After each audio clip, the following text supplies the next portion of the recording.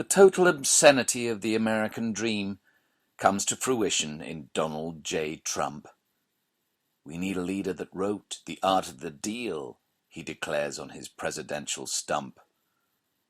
What's wrong is that Trump's best-selling volume on the virtues of property speculation wasn't written by him, but by one Tony Schwartz, now dreading Trump as leader of his nation. The Art of the Deal established Donald J. Trump as the archetypally successful tycoon. Schwartz presented him in the best possible light, striving to hide a poisonous buffoon. I put lipstick on a pig, Schwartz later would say, when overcome with remorse. For he'd branded Trump as a winning charmer, one that an electorate could endorse. Whereas in his presidential run-up, the Donald would soon reveal his true colors. It really doesn't matter what the media write, Trump says, as long as you've got a young piece of ass. Despite self-enchanted claims to be a self-made man, Trump's wealth has been largely inherited from Father Fred, a slum landlord and speculator who was once notoriously prosecuted by the U.S. Justice Department for refusing to rent to African Americans. To do so clashed with the beliefs Fred gleaned from his attendance at KKK rallies. It's said the apple doesn't fall far from the tree, and so the son is true to Fred's prejudice, with Trump's plans to exclude Mexicans with a wall and to make Mexico pay for the privilege. Trump's first wife, Ivana, famously claimed that Trump was a fan of Adolf Hitler, and that he kept a copy of Hitler's speeches, My New Order, in his bedside cabinet. The beauty of me is that I'm very rich, says the gilded toad. The point is, you can never be too greedy. My IQ is one of the highest, and you all know it. He then changes gear to become simply creepy. I've said if Ivanka weren't my daughter, perhaps I would be dating her.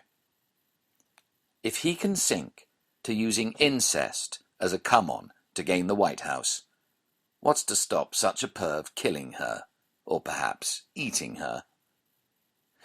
When the publisher Random House gave him an advance of $500,000 to write his autobiography, they sent a mock-up to Trump Towers for his approval. They'd not held back on the typography. They'd featured his name, Trump, in gold block capitals, with him being depicted as a new Alexander the Great. Please make my name much bigger, responded the man, whose vampirish megalomania was his favorite trait. Schwartz saw Trump as driven by an insatiable hunger for money, praise, and celebrity. He described him by saying, he's living in a black hole, and he viewed his mindset with hilarity. Trump would insist that an apartment in one of his latest developments had been sold to a prince or a sultan to add kudos to his establishment. Prince Charles has bought several, he'd insist, although there wasn't a shred of evidence. But snobs and New York sheep fell for his ploy, and Trump gained his golden recompense. This mega-vulgarian who blows his own trumpet so hard you'd think he's likely to blow a fuse, this red-faced Aryan with his combed-over hair, is a charlatan, whose every game plan is a ruse. He has 3,500 outstanding lawsuits pending. He takes rides on the Lolita Express to a Caribbean island filled with underage girls, thanks to Jeffrey Epstein, a slave to excess. A convicted sex criminal, friends with Prince Andrew, Bill Clinton, and other white trash sleazeballs. Trump joined him as a sex tourist and an orgy-goer with a penchant for raping 13-year-old girls. One alleged victim, not named in court documents, claims that during one savage sexual attack, Trump tied her to a bed and then proceeded to forcibly rape her, while she loudly pleaded for him to stop. The billionaire screamed that he would do whatever he wanted. Trump struck her with his open hands, then threatened the girl. Were she ever to reveal any of the details of the sexual abuse, she and her family would be physically harmed, if not killed. Trump's buildings are erected by conning unpaid craftsmen. His Trump University peddles Mickey Mouse degrees. Here's a man who declares war on political correctness, and it stops him from abusing whomsoever he please. Foul-tempered and violent, he singles out hecklers to be beaten up or pepper-sprayed by bodyguards. Like to punch him in the face, I'll tell you. He says of a protester, this Neanderthal and virulently racist blowhard.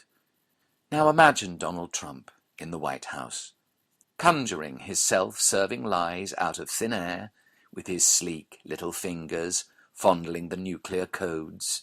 The demagogue grins and mutters, "Do I dare? It's freezing and snowing in New York. We need global warming," is Trump's take on an apocalyptic predicament. It's impossible to keep him focused on any topic, says Schwartz, other than his own self-aggrandizement. All Muslims should leave the United States now, says Trump on a populist roll. The U.S. father of a Muslim soldier killed in action condemns Trump as a black soul.